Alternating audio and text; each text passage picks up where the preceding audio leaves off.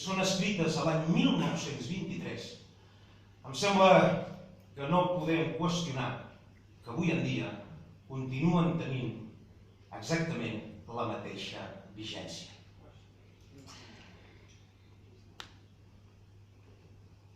He volgut començar parlant de la figura d'en Daniel Cardona per aquestes raons que els he exposat, però també, i ara sí que parlaré del meu llibre, perquè la cita que encapçala aquest llibre és precisament una frase d'en Daniel Cardona.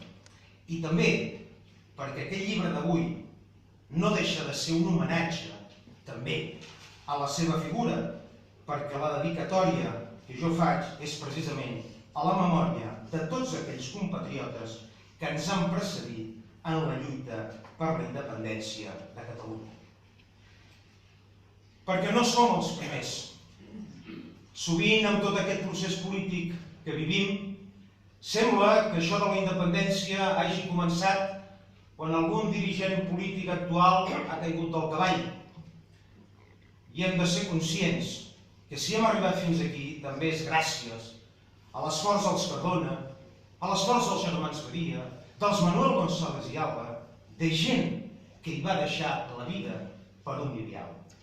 A mi particularment, sempre que em pregunten quin és el motiu que m'impulsa a defensar l'ideal de Catalunya, crec que a mesura que van passant els anys, a part de motius naturalment culturals, lingüístics, del futur dels meus fills, com és natural, a mesura que van passant els anys em dono compte que, sobretot, si he de continuar defensant l'ideal de la independència de Catalunya, és per ser fidel a l'exemple d'homes com és el cas d'en Daniel Cardona.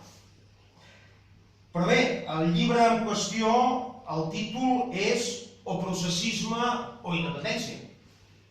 I ara farà una setmana, en una de les entrevistes que m'han fet per motiu del llibre, i també per motiu, com saben vostès, de la meva citació i de la meva anada per partida doble a l'Audiència Nacional en les darreres setmanes, va haver un periodista que em va preguntar, diu, home, el llibre diu o processisme o independència. Per vostè què seria el processisme i què seria la independència? Bé, el processisme, com que els catalans tenim la facultat d'engiponar-nos nous noms per descriure segons quines situacions polítiques, ara el processisme tots podem convenir que és, en certa manera, allò d'afirmar que aquests seran els últims pressupostos autonòmics que aprovarem, que aquestes seran les últimes eleccions espanyoles a les quals ens presentarem, diuen segons quins partits polítics, o dir que aquest 11 de setembre ja serà definitivament l'últim 11 de setembre dins un règim autonòmic comú. El processisme és pensar que la independència de Catalunya pot ser pactada amb Espanya. El processisme és instal·lar-se, i no ho dic pel poble, és instal·lar-se en un estadi d'exhibir-nos una mica un cop l'any en grans manifestacions lúdico-festives per pensar que som l'aparador del món i després afirmar que el món ens mira. El processisme, en certa manera, és un anar fent i un estar satisfets que desitgem la independència en moltes ocasions, com el que pot desitjar tenir una torre a la Costa Brava, però no tenir la ferma voluntat de fer els sacrificis i d'encarar l'autèntic conflicte que suposa el trencament d'un statu quo, com és trencar la integritat territorial d'un dels principals estats d'Europa en quant a gran d'àrea i trencar sobretot l'statu quo d'Europa, que és la Unió Europea, que no oblidem, és un statu quo que va néixer perquè les grans nacions d'Europa no es matessin entre elles. Això és el processisme i jo ho explico a bastament en el llibre. I si em pregunten què és la independència, avui aquí hauria de dir que la independència és Daniel Cardona. Que la independència és aquell independentisme que mai va claudicar i que estava disposat a arribar fins al final. no és aquest llibre un llibre amable, ni és un llibre autocomplaent. Avui mateix he tingut un exemple amb una anècdota que s'ha produït en una capital de comarca de Catalunya, on una entitat volia fer la presentació del llibre, però la junta d'aquella associació que pretenia promoure-la, el seu president ha dit que aquest títol no era un títol recomanable, que era un títol que posava pals a les rodes i que era un títol que podia desmoralitzar al públic o a la gent que pogués assistir a la presentació. Certament, vivim aquest procés independentista una mica com si fos un gerro de porcellana fina. Es pot mirar, però no es pot tocar. I és perquè ens ha costat tant arribar a un independentisme més o menys majoritari, sociològicament parlant, que qualsevol crítica que es faci des de dins de les files de l'independentisme és percebut com posar pals a les rodes. I en canvi, per contra, aquelles crítiques que venen des de fora, que venen des de la capital espanyola, per exemple, aquestes crítiques són magnificades perquè, en definitiva, el que permeten és continuar o justificar segons quines polítiques que avui en dia es fan des del Parlament de Catalunya. És un llibre que jo intento encarar-nos a nosaltres mateixos, en fer-nos també una radiografia col·lectiva. I els pobles avançats i els pobles sòlids democràticament són aquells pobles que no tenen manies a l'hora d'agafar i encarar-se amb les seves pròpies febleses. Perquè la crítica constructiva des de dins de les mateixes files sempre és positiva.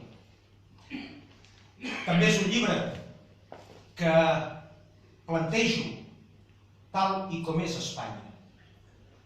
És un llibre que fa, o intento que faci, que deixem d'una vegada per sempre aquell eslògan que ens volen fer creure sovint, que hem de dir que nosaltres ho tenim tot en contra del govern espanyol, però el poble espanyol no hi tenim res en contra, perquè, en fi, perquè són bona gent i perquè són una gent que són víctimes també de les polítiques del PP i del PSOE, etc. Quan oblidem que les 3/4 parts del Parlament espanyol estan ocupades per PSOE, PP i Ciutadans, i aquests partits, que jo sàpiga, no el voten els estimals. El vota la gent de Cuenca, de Segovia o de Guadalajara. És un llibre, a més, que diu que Espanya mai ha deixat cap territori per les bones. Que Espanya mai pacta res, perquè la mentalitat castellana, que és la que ha fet Espanya, sempre interpreta el pacte com una claudicació. No pretén aquest llibre explicar com som els catalans, perquè, entre altres coses, ja hi ha autors, Catalunya té savis, que ens ho expliquen a bastament.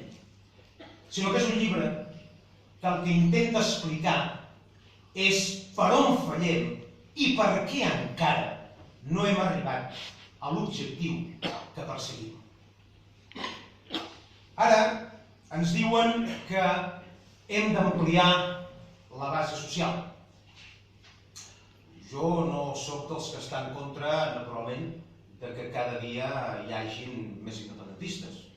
És una cosa que hem de perseverar en aquesta estratègia, en aquesta situació. Però potser també ens hauríem de plantejar si aquest independentisme majoritari, en lloc de ser majoritàriament lúdico, festiu, molt donat al simbolisme, si en lloc de ser només això, també fos un independentisme combatiu, si fos un independentisme que quan els nostres dirigents parlen davant d'Europa i diuen fixa't els catalans, quina gent, que surten 2 milions de persones al carrer i no tiren ni un paper a terra, i que quan acaben se'n van a casa, I l'endemà van a treballar. Fixa't quina gent tan endreçada, fixa't quina gent tan bona, fixa't quina gent que ho fa tot amb el somriure als llavis.